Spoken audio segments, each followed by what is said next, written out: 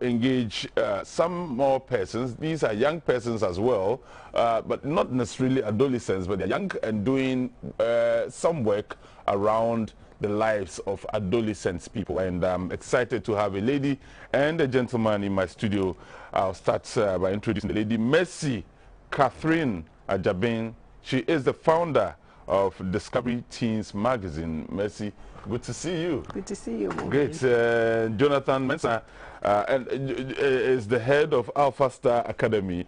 You know, when I was told that, first initially when we were producing the program, I was given one name. I was told that, look, there's a gentleman who will be coming. And then later, I just got a text from Kingsley of interest saying, Jonathan Mensah will replace this person. Jonathan Mensah, I know, is a footballer. Okay, let him come. Let's discuss football. And then I realize you are from the Alpha Star Academy. But let me start with you, Jonathan. So, Alpha Star Academy, what do you do? Is it a school? Yes, it's a school. It's a school that's a basic school. So we have from preschool to the junior high level. And by the grace of God, just this last week, we saw our 15 candidates through to the BEC. Oh, so, wow. Yes. Great. Congratulations. Thank you. And you are the head? Yes, and the founder. and you just saw 15? Yes, 15 candidates. Why only 15? Yes, we are still looking for more. So yes, when the numbers come, we'll train them and see them through the examination. Yes. But I'm excited to have you, a young person who has done this, but also because you work very closely with young people as well. And exactly. So you will be able to understand their issues, especially at that time when their bodies begin to change and all the other things that come along with those changes. Mercy, so you're founder of Discovery Teens magazine. What's yes, that? Moomen. So Discovery Teen magazine is a magazine purposely for adolescents, and it's aimed at informing and empowering them to make informed choices. That now you are no longer children, you are transitioning from children to adulthood. So you are at a certain stage, and this stage has so many issues, from your mental to the sexual to the social to academic. And so it's not a magazine that children write stories. It's a magazine that experts explain the issues that adolescents go through, and that's the production. And following the magazine, we have a Discovery Teen chat, which is bringing them together, and then experts speak to them about issues they interact. It's not only the teens, it's parents, teachers, and all stakeholders who deal with adolescents, and it's been very revealing moment. Very revealing. Very revealing. I'm pleased to hear that, because last week when we engaged those two young persons, in fact it was exciting speaking to them, but at the same time we received some messages that pointed to the fact that the youth of today, the young people we want to discuss, no longer are interested in reading except being on their phones. What you are doing suggests that they must necessarily come to read. Are they reading? Yes, they are, because the production of the magazine was with them. So every message or every segment, they made inputs, and then when you tell them that this is this color is boring, this one is this one is that. So it's very colorful. And then the issues that the magazine talks about, it talks about dating. So there was a survey on what they want to hear. And there's also a slot for parents to know how to parent the adolescent. And so the very interesting things, there's even issues on violence within children and against them. There are issues on sports, there's issues on entertainment. And so it's all the segments that really affect them, the issues on their spirituality. And the last edition was in 2020, so that was just before the election. And so we got our own student to write a piece on election, and we used it to educate the many first-time voters. And some of them voted, and they shared their experiences after voting, that the content they received actually helped them. So it's very colorful, and because we sought information from them as what they would want to hear, it actually meets their needs. Wow, I'm glad to hear that. But Jonathan, let me bring you into the picture now. Okay. You deal with young people, adolescents especially, and I'm sure, I mean, looking at you, you're not that old yourself, and so not too long ago you were in the same situation, you were in their shoe. Even though I do not know how long ago that was, I just want to do a comparative analysis between the then and the now. When I was in junior high school, when I was transitioning from primary to junior high school, there was nothing like a phone that I could access. I didn't have a tablet. TV viewing was very limited. TV would come on at a particular time and go off at a particular time. Even if you wanted to hide and watch, there was no content on that TV set for you to even watch in the first place. And so growing up, somehow, even if parents were not around, we were restricted and controlled.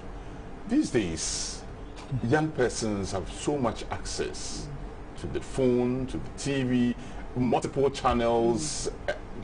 What's the difference? You have experienced it. Yes, exactly. As you have rightly put it, I'm not so old, but I've also lived to see some form of transition between the times past and now. And I can confidently say that the situation now isn't like it used to be. So most of the times, if you are trying to relate those old times and how you used to do your things and how things used to be to them, they feel like you are taking them back into old times. And so yes, for now there are a lot of gadgets around, technological gadgets that they get close to. Some even try to shift their attention from what you want to get across. So most of the times it becomes difficult, but there is a strategy we normally employ, because if you are looking at teaching and imparting knowledge, that aspect alone doesn't help. You need to be a friend, you need to be a mentor, you need to be part of the lifestyle of the adolescent. And just as Catherine said with the magazine that she's involved with, they used to get the children who matter, their ideas and other things into it. So that is how we normally work around transforming the children. And you could see that nowadays, with the proliferation of mobile phones and other electrical gadgets, the children are, their attention is shifted from what they have to do as per required by a teacher, or maybe the number of homeworks that you give to them as you require, they do it and then bring it. It isn't as you get the results if you compare it to the times past. So yes, it's quite challenging, but we are gradually maneuvering through. See, Mercy, just before we were hit by coronavirus, I recall that I had a conversation with a very young girl right here on this platform. She was seated exactly where you are seated now, and we're looking at social media trends and the influence social media has on young people, and the way social media exposes young people to all sort of dangers, but also all sorts of opportunities and so on. She said something that was very revealing to me. She says social media puts pressure on her. When she takes a selfie, she has to use filters to take away all the pimples on her face and presents her as a very beautiful, spotlessly beautiful girl. And that attracts likes and comments on social media. And so when she has to face the reality of life, then a certain pressure then falls on her. And she feels incomplete when she has to go out without excessively painting her face with makeup. I found that very revealing. I mean, look at you sitting here even today. As pretty as you are, no, very little makeup and so on. But I'm just asking, so is it their fault? like, because there's that pressure on them, like this. You know it. Yeah. You didn't go through something. You. No. Comparative analysis. I think that, and I always say it, that young people of today have more pressures than used to be in the past, because just like you said, we were insulated from so many dangers, and even before you got exposed to anything, somebody would know. In the home, I mean, even if your parents were not home, and I keep telling young people that I always loved it when mom was at home than when she was not there. My mom is a retired nurse, and when she was not at home, I didn't like it because 10 aunties will come and check on you. There was no peace. But when she is there, nobody is checking on you. Everybody will come. Have you eaten? Have you bathed? Are you sleeping? Homework? So I wasn't comfortable when she wasn't there. And I'm using that to talk about checks and balances. Other people checking on other people's children. Today is not like that. You live with your neighbor. You hardly see them. And even if you see them, it's like their issue is not your issue. In the same vein, when it comes to young people, I dare say that young people are overexposed. And a lot of them have not been helped or assisted to know how to handle that kind of exposure that comes with technology, because it's the ish to have a phone, especially if it's an iPhone.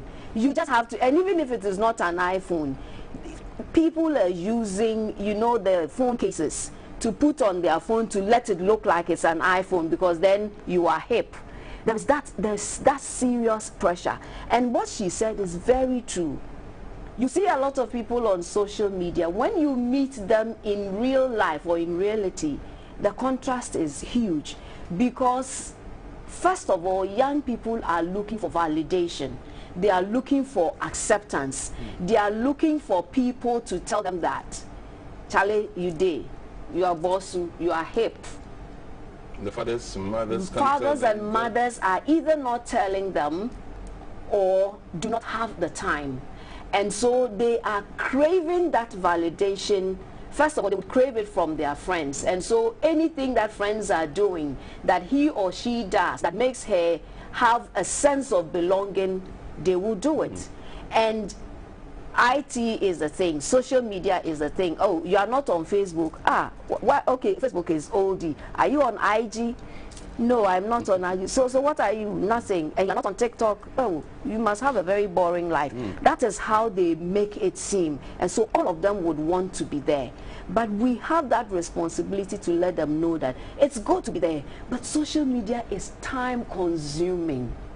Seriously time consuming. So how are you going to weigh it, like he's saying, with your academics or other aspects of life? Even you, an adult, if you're not careful, you wake up in the morning, the first thing you run to is your phone.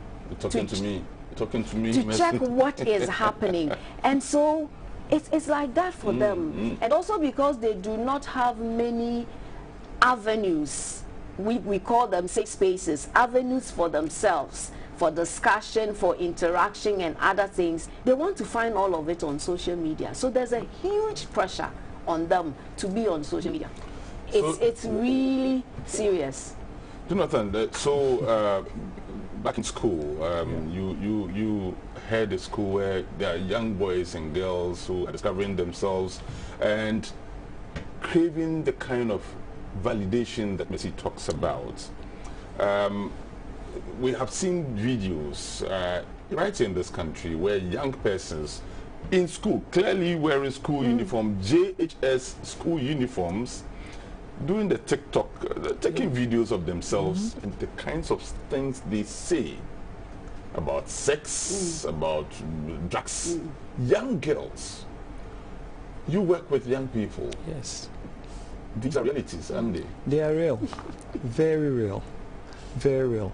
Because you see, as we normally have it as charity begins at home. So you as a school, you are receiving people from different backgrounds, and even as at now, as we sit here, you wouldn't know what is going on in certain people's homes. So they come to the school with different ideas, different topics to talk about, different things to exhibit. And when you are not in the classroom, it's a different conversation altogether. And when they see you and they know you don't vibe with them, you change the topic quickly. They are smart too. So unfortunately, some of these teens carry mobile phones to school, and they try to show off. I have an iPhone, you are using this type of phone, so yeah, maybe not valid in terms of our group, because they normally move in groups, and they have certain groups, not in my school though, but for other places that we know of.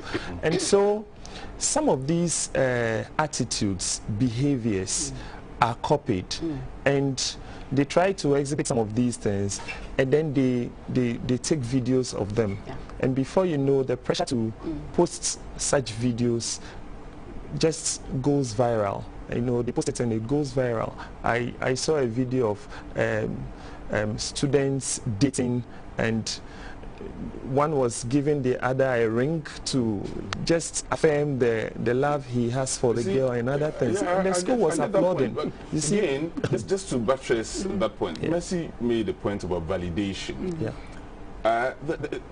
So when they do that, they know that it's going to go viral, and they call it trending. We are trending, and they enjoy they don't care about the negativity. Once people get to know that, look, that is their video, they're excited about it. Yes, that's the zeal for social acceptance. You know, this thing is going to make me popular, because we know negative things are hailed by many people. You know, so once you go negative, if you try to do the right thing, you less be seen. This has to do with some of the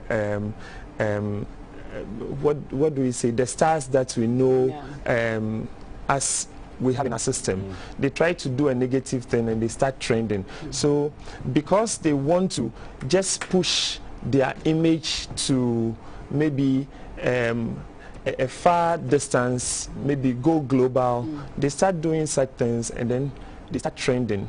And measures to put some of these behaviors in place is very less, because if you as an educator, you talk about it and the parents have approved it as a normal situation from the house, and you are shouting and making noise about it and the house approves it, they have a little thing to do about it. So these are some of the problems that we encounter. And you know, there is this fear from some parents to even confront some of the attitudes of their children. Once they know this child is taller than me now, has a deep voice, and when I talk, he talks back. Most of the times, he can even say something in English I don't understand. Then they are okay with such a person. And to even say the worst, as at now, if you visit some homes, you see parents sitting with their children watching television. You know, some of the nudities and things that even come on the screens, they don't care about it. So with the mobile phones, if they have it, they can stay all night long browsing sites and other places that they are not supposed to do. So once they come to school, they have so much ideas, they have so much things they have learned that they just want to explode with it. And if you're a teacher and you just don't want to allow such things, then they see you as an evil person, you know. I'll come back to an issue, the issue about mobile phones and the fact that young people even take them to schools and all that. It's a point I will come back to later on. But Mercy, I want us to look at this other angle where about 5 or 6 years ago, a colleague of mine did a story on teenage pregnancy. And in one of the areas that was known at the time to be endemic for teenage pregnancy, she spoke to a number of girls. One of the girls said, when it's 8 o'clock and she's still at home, her mom will confront her and ask her, what are you still doing at home? All your colleagues have gone out, also go out. That's the problem in some homes, because he spoke about homes, and it means that in some homes, the young girl wants to stay and study, but the mother says, go out. like your colleagues have gone out. What is it that causes or will cause a parent to do that? It does happen, unfortunately, because you see, like he said, like Jonathan said, charity begins at home. Some of the parents, sometimes I make a statement and I know that it sounds harsh, but that is the truth. Some of the parents of adolescents themselves need parenting. I like that. That's true. They need parenting because as a parent, you are supposed to guide, help, and, you know, assist the child to go through the transition and then become a productive adult. But if the parent himself or herself does not know what parenting is about, it becomes a problem. Now, nobody sits you down to teach you how to be a parent in our system. Right. You have to learn. Unfortunately, people are not learning. But there are so many avenues, especially now that we have technology, we have information that is abounding. However, majority of the parents are either not educated or semi-educated. So he said that some of the parents, it's difficult for them to confront or correct their children because he or she didn't have any form of education, and this child is going to school. So that alone becomes a form of intimidation for that parent, which should not be so. Again, the way that parent has been socialized, did the person actually give birth to that child out of preparation, or it was as a result of an accident? There are a lot of, when you go to schools and you deal with some of the children who have issues, who have problems, you trace it to the home, you find out that the home itself is problematic. And so most of the children themselves are thriving. They are striving for themselves, and they are trying to have a certain life because they do not like what they came to see. The economic aspects, there are some of the homes or some of the issues in some of our communities. The parents themselves are pushing their children, like you said. And so the child doesn't have any real backup if he or she wants to lead a certain life, because the home that must affirm him or her, encourage and support him to be a positive child, is rather telling him or her, especially in the coastal areas, it's a very serious issue there. In the coastal areas or in the mining communities, it's very serious because they think that the school you are attending, it is this rich man that will help you, and you know, go. Yeah. So that is in itself is a problem, and that is why we need to have a conversation with parents for them to understand that they have a role to play as their children are growing, because otherwise you do everything you want to do, like he's saying, in the school. The child goes home, especially if they go on vacation, they come back to school and everything you have taught them is gone. You have to start again. So parenting is a very critical issue. And talking about parenting, so I'll return to that issue I was talking about much earlier, especially for contemporary working women and men as well, who are also urbanized, for example. So you leave the home, and in order to, and this is a parent who actually cares, in order to keep track of the child and be sure that the child is safe as eating, like you said, they give a phone to that child so as to be able to be in touch. In an era where kidnapping goes on, you are concerned as a parent. You want to call and say, are you okay? Are you fine? And so on.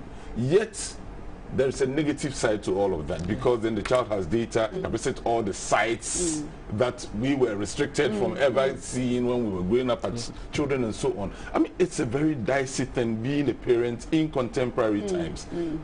Some parents are trying, it's just not working. I'm sure you know this, Jonathan. Exactly.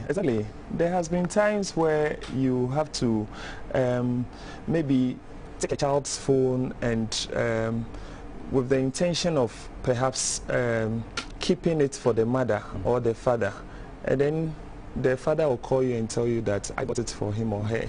If you look at that phone, the specs and other things of the phone, you know that it's even higher than yours. So maybe you have taken it out of jealousy.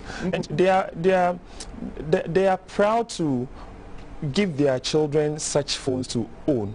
But I always ask myself, are there other alternatives? You know, there are these young phones that you can give to your child to just communicate with him or her. So but you have, I'm sorry to cut in here, because you're talking about buying something of a less quality. I'm a parent myself, and every time I'm thinking, will my child feel inferior if he goes to school wearing a shirt that is faded as compared to that other boy who, and so I want to ensure that my child's shirt is of a certain standard. Even when it's not torn, I want to change it. So at no point in time should he feel inferior. And so if I come to realize that, look, most of the children in the school, for example, are using a certain kind of phone. If I buy him that kind of phone you are prescribing, he might feel inferior. Inferiority complex can be very dangerous to the development of anybody. And so then I buy him that kind of phone as well. Who is wrong, me? You see, there is one thing that is missing here.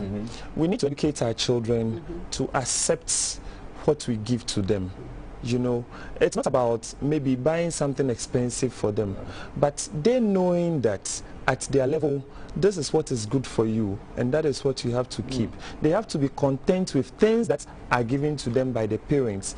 In that wise, it wouldn't become anything of a burden to a child who sees their friend or their colleague having something expensive.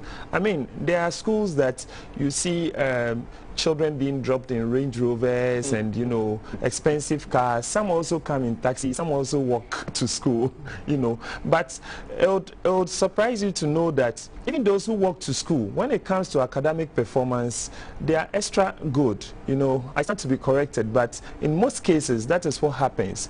Those of us that went to school the hard way, you know, at time we didn't have access to mobile phones and other things, but we are the current doctors and the engineers and you know, the experts in the various fields, you know. And some people had adequately lavish lifestyles whilst going to school. Now you don't see them in those areas, so that doesn't actually guarantee that once you are giving your child everything he or she needs, the child is bound to succeed academically. So that is where counseling has to come in. The children need to understand that, yes, in this world, you are bound to face pressures. And with the pressure that you are going to face, it starts with the school. If anything you see, you want it, then it means in life, when you grow up, that challenge is still going to be there. So once they understand, I mean, the child will be cool. Having a Yamas, you know, a mobile phone to communicate, yeah, it still does the same thing, communication. Messi, I would like to have your take on this. I agree with him to a point. I think that parents need to be very frank and honest with their children. We need to let our children know that, listen, this is what I can afford. This is what I cannot afford now. However, as things improve, you will get what you need. That's the first. But in our jurisdiction, I think that now it is changing. But in the past, we didn't have parents communicating with their children. It was only instructions. It was only do, don't question. A child doesn't have any sense, and so children were never engaged. So it was, take what I tell you, do what I say, and not what I do. We need to shift from that kind of parenting. We need to engage our children. We need to dialogue with them. We need to sit with them and let them, the key thing is helping them to understand what life's processes are. Once we do that, we are actually preparing them for life, and they'll be able to survive and thrive everywhere they go.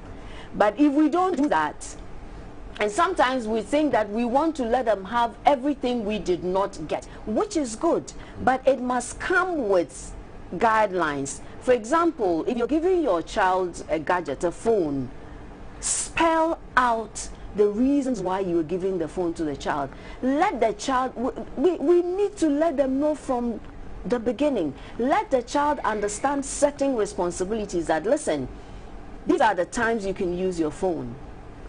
After 8 p.m., you cannot be on phone chatting with people. Why? Because you have to do your assignment or your homework. You need to sleep, get to rest enough so you wake up. And so these are the rules. If you violate the rule, you must face the consequence. So parents, we must be bold enough to let them know that, so this is why you are having this phone.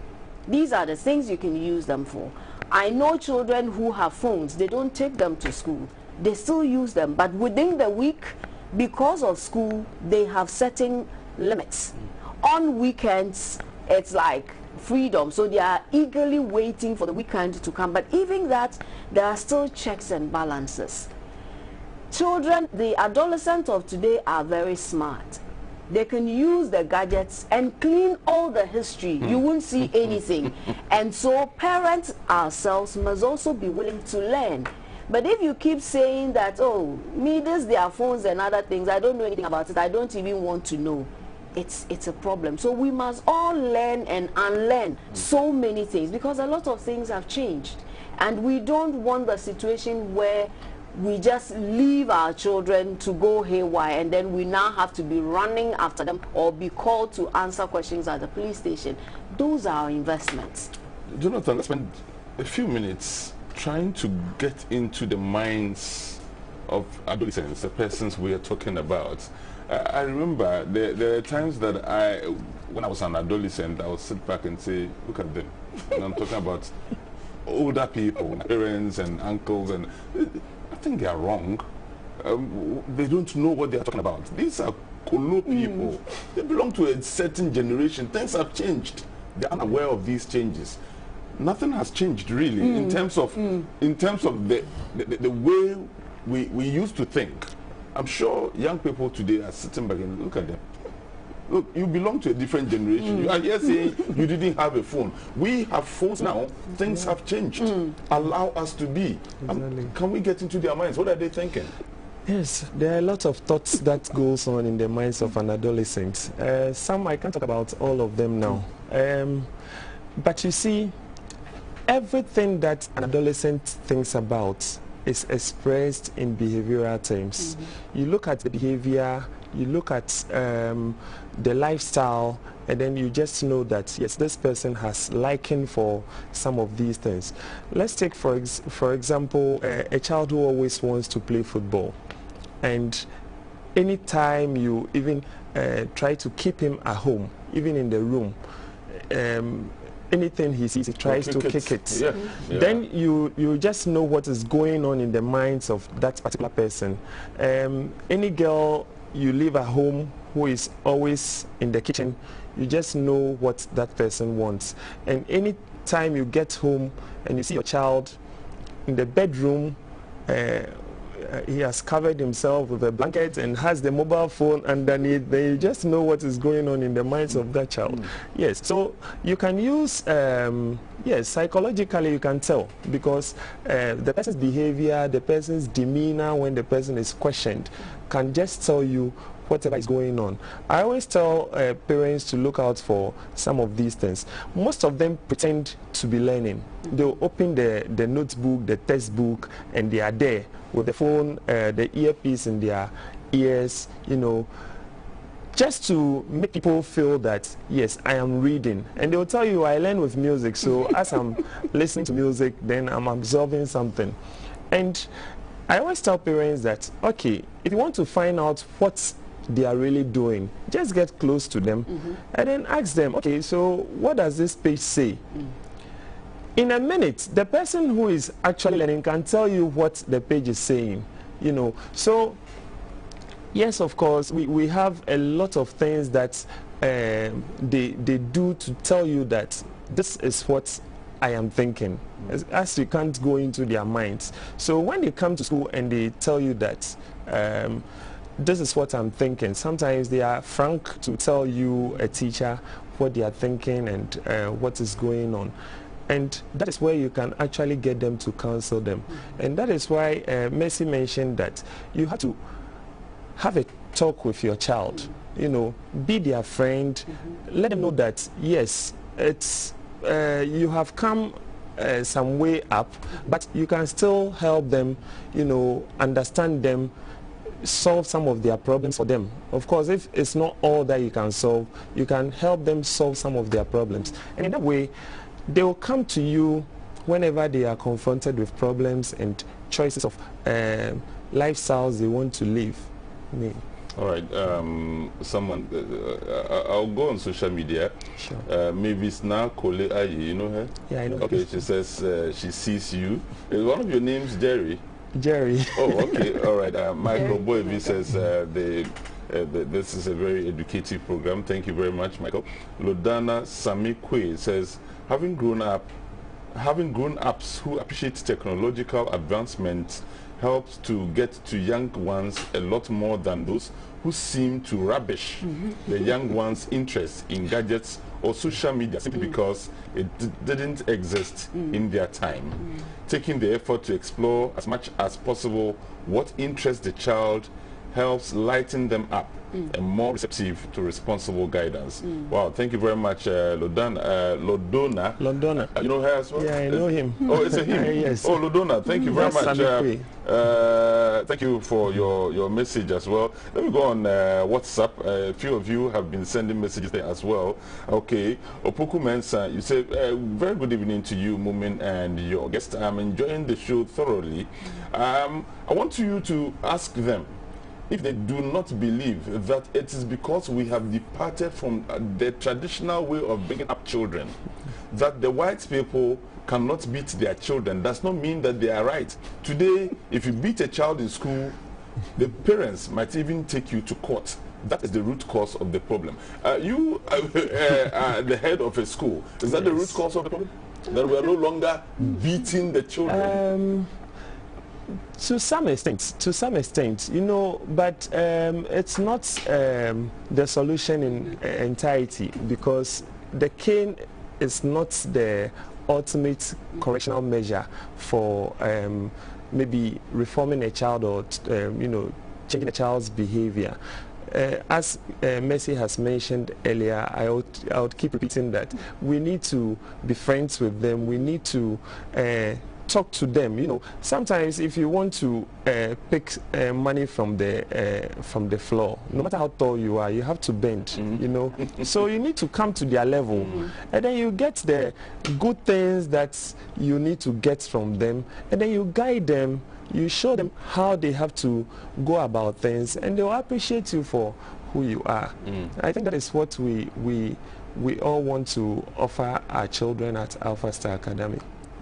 Mercy, what's your take on corporal punishment? This person seems to say that, look, if we abandon that kind of punishment, we should forget it. We are doomed. I don't subscribe to corporal punishment.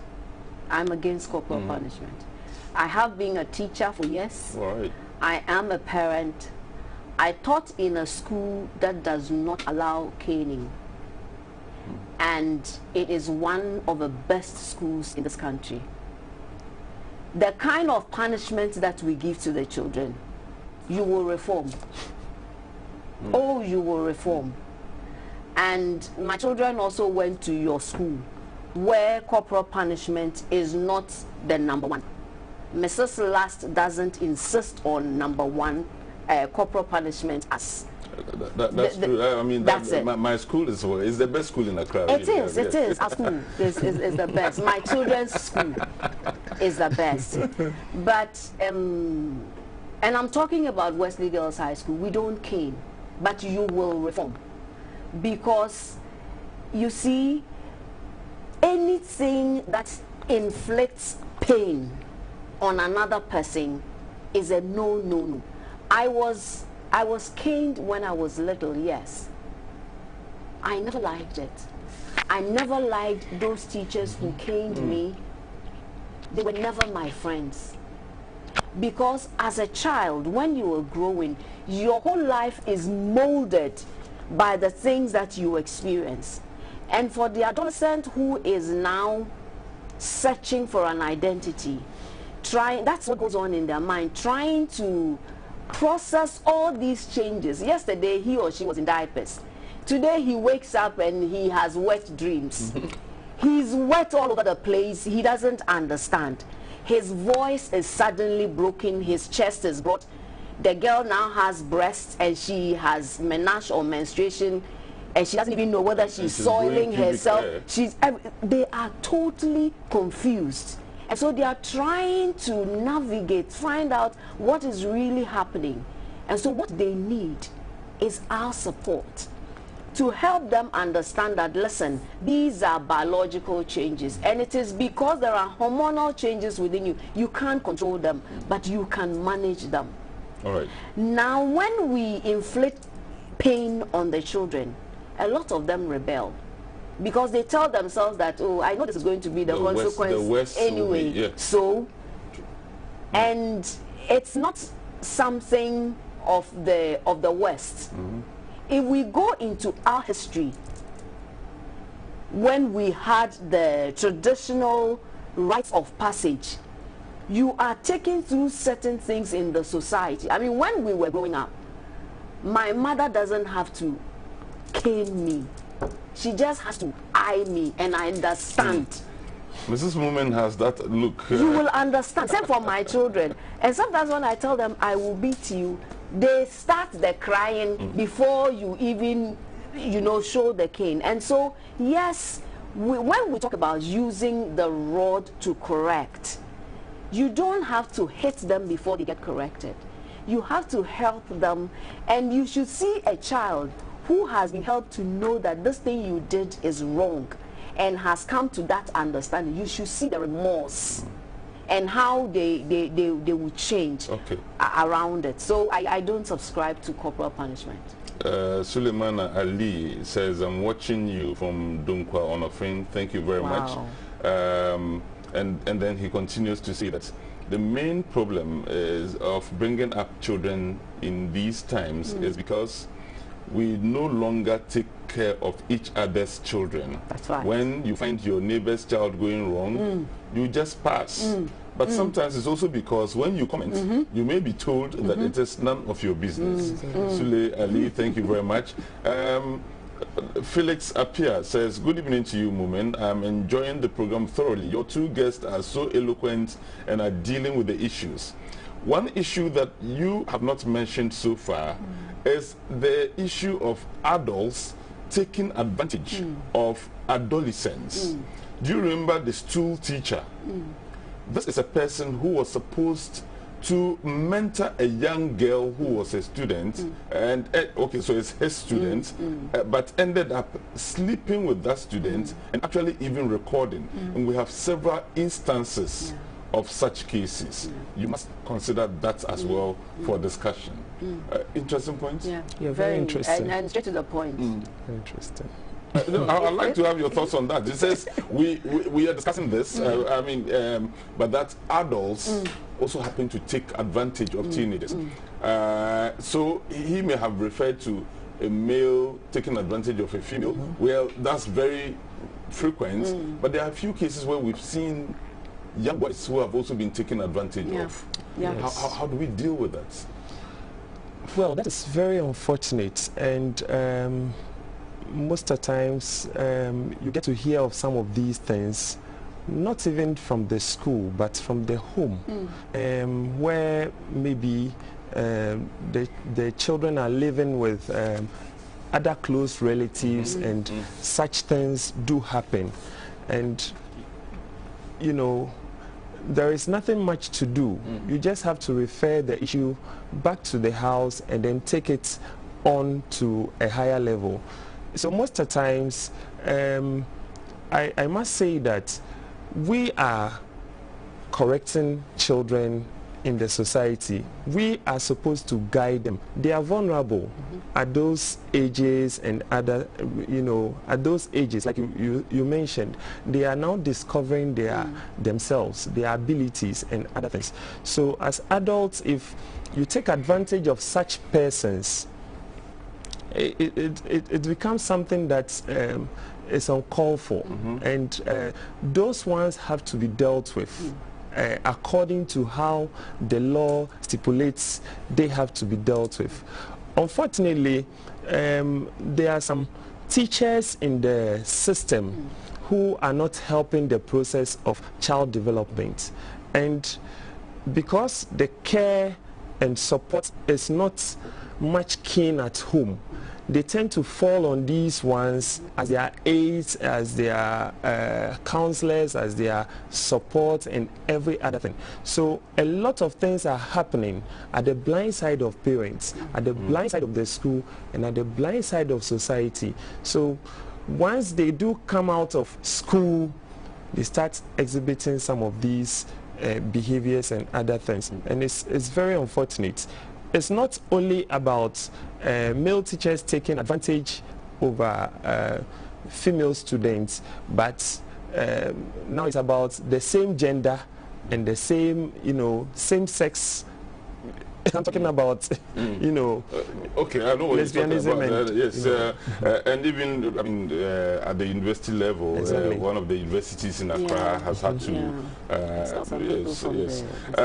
So we have Joe Pete. He is the director here, the one, he's actually in charge of the show, even as he's so interested, he has also sent a message. So Joe, I'll read your message. He says, Abdul, great show by all standards. Your guests are fantastic. However, Mercy says she teaches at a school where caning is not allowed. Can she share with us the techniques or strategies they use in shaping the lifestyles or behavior of the children in the schools?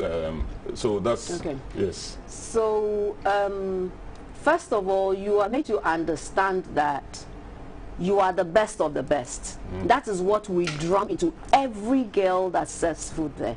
Well, I don't teach there any longer, but it's still their practice. You are told that you are the best in everything that you do, whether you are sweeping, you are sleeping, you are jumping, even those we call waste pipe who can run everything, we tell them, hey, you are still the best. When you go through any competition and you do not come first, we tell them that it's because you've been first, you are so tired, so you don't want to be first again. And so the confidence level is there.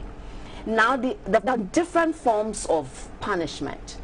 The key thing is you don't have time. And so a lot of a punishment takes away their time. So, for example, you need time to do a homework, you need time to do other things, but then you are grounded. So when your peers are either listening to a talk or they are going on an excursion or something of that sort, you are grounded, so you are not going, you are not part of it. And adolescents want that socialization. I mean, you have left home, you have come to school, the only times you have opportunity is to go out, either during intercore or something, or visitors in, I mean during visiting hours. You are grounded, and so your visitors will come, but your parcels and other things will be taken for you.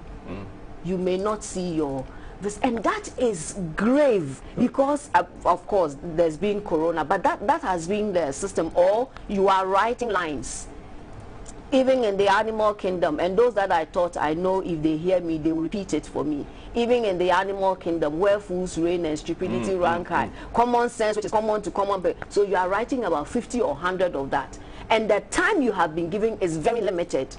Whatever you did that made you go through that trauma, you don't want to do it again. You have been asked to go and clear rubbish, but you have been asked to wear your sneakers, your canvas that you have really scrubbed, that you are wearing that to push the rubbish, and you are not supposed to be making noise. And so some of these things, because you find out what really interests them, or you are grounded for entertainment. these are things that are very, you know, and if you are shamed, quote and unquote, there are certain codes in the school that are is a no-go area. Right. You don't do that. So when you are made to do that, what they're saying is that this person does not fit in our system at all, and it actually makes them feel that bad, and people will not associate with you, so you won't want to do that. So those have been some of the, what do you call it, or your friends are enjoying a certain treat. Oh, today all of you behave very well, so they are enjoying a treat of homcho, but you are not part of it because of what right. you did. And it looks insignificant, but these are the things that adolescents really cherish, and so they would really want to do that. Right. Now, talking about adults who take advantage of adolescents, the law frowns on it. We have the Domestic Violence Act, which is against it, and we have systems in place.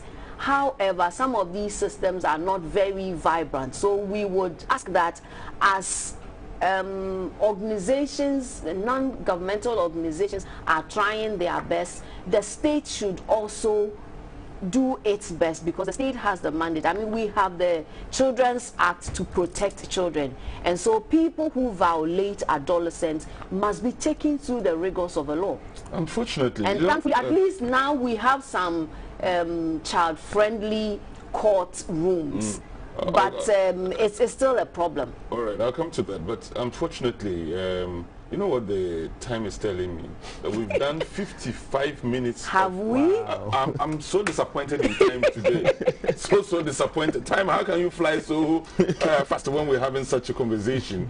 David Richardson says, I'm enjoying the program a lot. Well done to you guys. Akwalu Savant Evans says, good initiative. Keep it up. Zakaria Abdullah.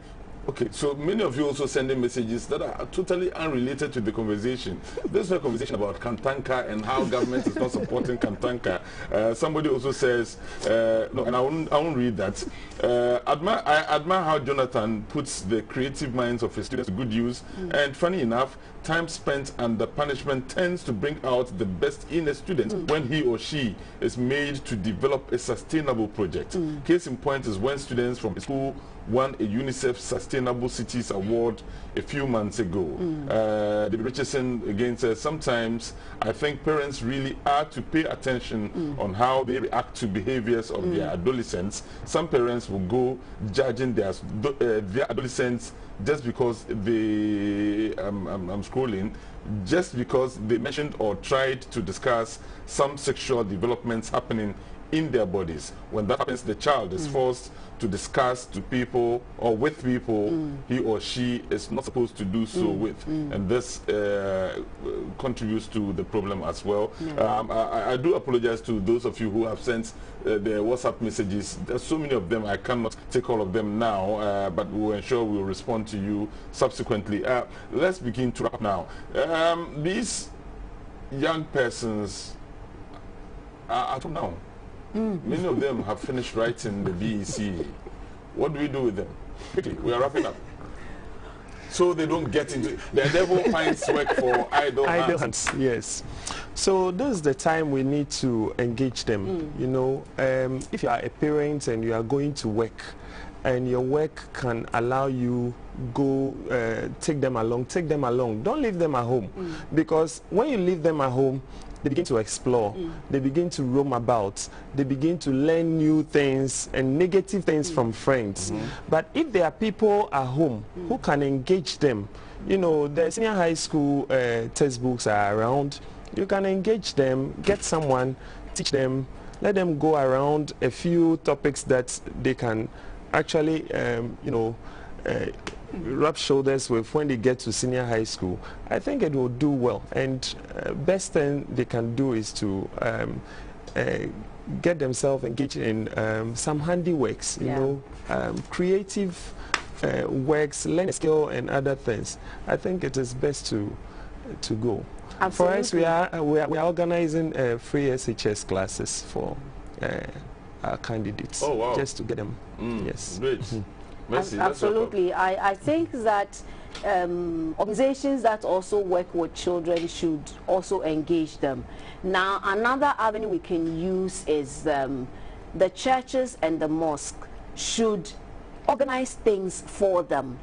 They should have a program for them. I mean, most of them belong to churches, most of them belong to the mosque, and once we organize things for them, sessions for them, as you're going to school, what are you going to be doing, I mean, going forward, or as you are home, can we engage them in some trade, like he's saying, some craft and other things? We ought to engage them in addition to what the parents will try to do, because most of them also belong to these. Ultimately, we must, as a country, start looking at our recreational centers for children. Our parks are all gone. We do not have the neighborhood centers anymore, and some of the libraries, the Greater Accra Regional one is doing well, but then there are other places in the communities. What happens to those who are in the districts and in the communities? What happens to them? Apart from churches and mosques, the traditional leaders also have a responsibility. They can also get resource persons to engage them. Everybody has a certain responsibility, and once we do it together, these children would be helpful to us. Now, I love the way both of you have summed it up, because young people are always looking for people to look up to. Exactly. And once the right people are not there, they look up to. And I'm sure, I won't mention names, but you know the so-called celebrities who go nude and show all sort of cleavage and smoke and hold guns. And I mean, then these persons become their role models. And if care is not taken, then they take a path that will end up where we may regret. Thank you so much for being a part of. Yes. This is a copy for you. Oh, this is my copy. Yes, and this is a copy for you. Thank you. Okay. So which this is the Discovery Publications, 2nd edition, October 2020. Discovery magazine, and in it, I believe, what is adolescence.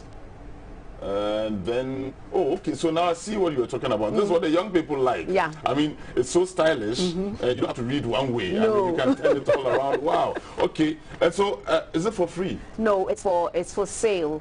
So there are copies at the Christ the King bookshop, Right. and we also have copies at M-Sims. These are the only two outlets. But usually when we have our chats, we give it out for free for the adolescents who come, because we usually get some support. Right. In the last program that we had the Switzerland embassy supporting How much us. is it? It's 25 Ghana cedis. Young people, take money from your parents and buy this.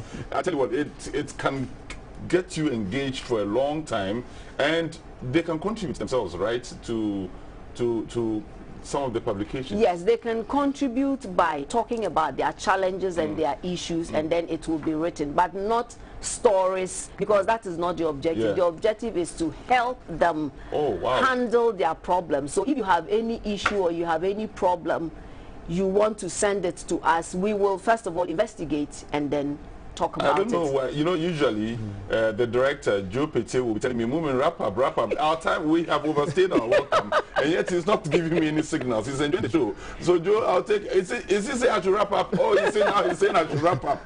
But yeah, I mean, rep your school. Come on, rep your school. You can rep your school in the magazine as well. Thank you so much for being a part of the show. I also want to make a final submission. Yes, if the Joe time, says we should the wrap time up. is, yes, I want to give special thanks to Curious Minds. Yeah. I think when I left senior high school, right from 2002, I've been with the club since up to date. BBC as well. Yes, so the viewers can listen to us every Saturday on Curious Minds, Unique Curious Minds, at 11 a.m. 95.7 yes, FM. please. Thank you very much, Messi, so much. Catherine Ajabin. Actually, my old friend. She's the founder of Discovery Teens magazine, the magazine I'm holding in my hands right now, and Jonathan Mensah, head Alpha Star Academy. Thank you so very much. Thank you. We'll see you again when we have other discussions on teenagers and adolescents. Have a very good night. Bye-bye. Voices that matter speak. They speak to GBC. They speak on Moomen tonight. by some of your appointments, you appear to be creating a parallel